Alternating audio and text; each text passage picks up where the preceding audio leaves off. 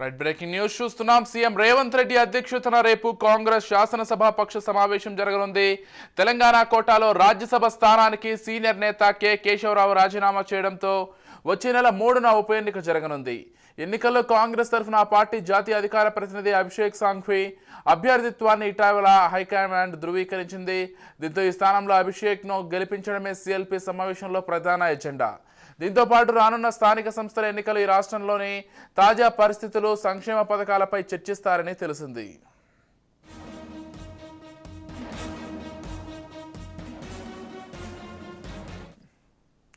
అలాగే రాష్ట్రంలో సంక్షేమ పథకాల అమలు తీరుని సమావేశంలో సమీక్షించనున్నారు.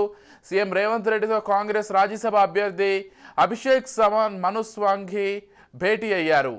ఢిల్లీలోని సీఎం అధికారిక నివాసానికి వచ్చిన సింఘ్వి రేవంత్ రెడ్డిని మర్యాదపూర్వకంగా కలిశారు. ఈ సందర్భంగా తెలంగాణ నుంచి రాజ్యసభ అభ్యర్థిగా అవకాశం కల్పించినందుకు రేవంత్కు కృతజ్ఞతలు తెలిపారు. ఈ భేటీలో మంత్రి శ్రీధర్ బాబు, నాగర్ కర్నూలు ఎంపీ మల్లు రవి ఉన్నారు.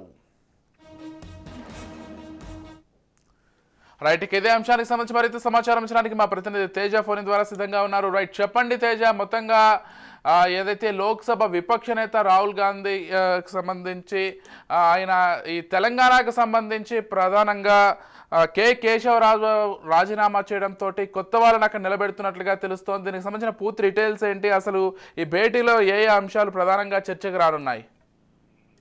విజయ్, మనం చూసినట్లయితే మాత్రం నిన్న ఢిల్లీ పర్యటనలో ఉన్నటువంటి రేవంత్ రెడ్డి అయితే అక్కడ ఢిల్లీ అంటే కాంగ్రెస్ కి సంబంధించినటువంటి పెద్దలందరితో భేటీ అయినటువంటి పరిస్థితి కనపడింది. ఇదే నేపథ్యంలో చాలా అంశాలు కూడా, అంటే మధ్యవర్గ విస్తరణకు సంబంధించినటువంటి అంశాలు కావచ్చు, అదే విధంగా పిసిసి నియామకానికి సంబంధించిన అంశంతో పాటు కార్పొరేషన్లకి సంబంధించినటువంటి ఆ నియామకాల పైన కూడా పూర్తి స్థాయిలో చర్చ జరిగినట్లుగా అయితే మనకు తెలుస్తున్నట్లుగానే మనం చెప్పాలి.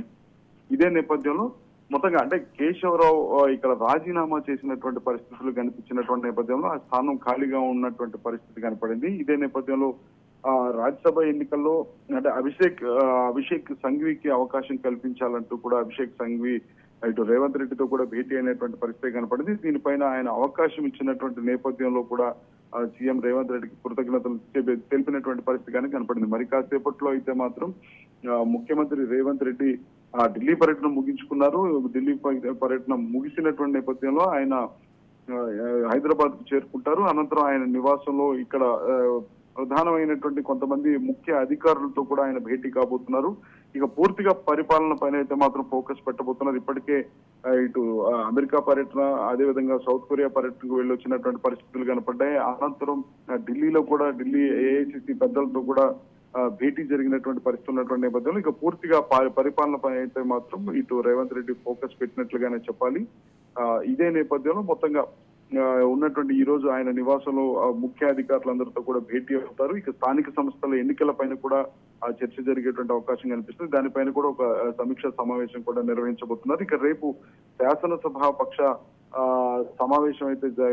సమావేశం కాబోతుంది. ముఖ్యమంత్రి రేవంత్ రెడ్డి అధ్యక్షతన ఈ శాసనసభ పక్ష సమావేశం అయితే జరగబోతుంది. ఐటీసీ కోహినూరులో ఈ సమావేశం కూడా జరగబోతున్నట్టు కూడా తెలుస్తుంది. సో మొత్తంగా చూస్తే మాత్రం పరిపాలన, అదేవిధంగా స్థానిక సంస్థల ఎన్నికల పైన కూడా చర్చ జరిగేటువంటి అవకాశం ఉంది.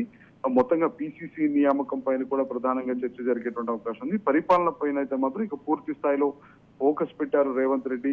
ఇక సోమవారం నుంచి కూడా పూర్తిగా వరుస సమీక్షలు, శాఖల వారీగా కూడా వరుస సమీక్షలు నిర్వహించబోతున్నారు అన్నట్లుగా కూడా మనం చెప్పొచ్చు. Vijay, right, thank you Teja.